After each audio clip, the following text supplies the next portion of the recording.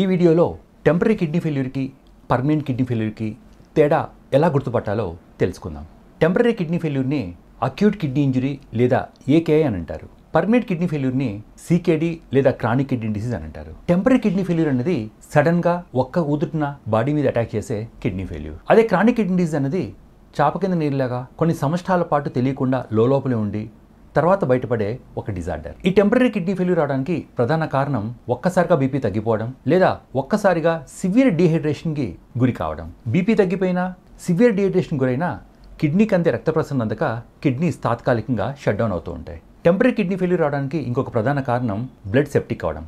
అంటే కొన్ని రకాల ఇన్ఫెక్షన్స్లో కొన్ని రకాల బ్యాక్టీరియా బ్లడ్లోకి ప్రవేశించడం వల్ల ఈ బ్యాక్టీరియా విసర్జించిన కొన్ని కెమికల్స్ వల్ల కిడ్నీస్లో ఉన్న ఫిల్టర్స్ అన్ని క్లాగ్ అయ్యి కిడ్నీ షట్ డౌన్ అవడం. ఈ తాత్కాలికమైన కిడ్నీ ఫెయిల్యూర్ అవడానికి ఇంకొక ప్రధాన కారణం కిడ్నీ స్టోన్స్ విచ్చలవిడిగా తయారవడం వల్ల ఈ కిడ్నీ స్టోన్స్ అన్ని కిడ్నీ నుంచి దొర్లుతూ వచ్చి కిడ్నీ గొట్టంలో ఇరుక్కోవడం వల్ల కిడ్నీస్ ఫెయిల్ అవడం.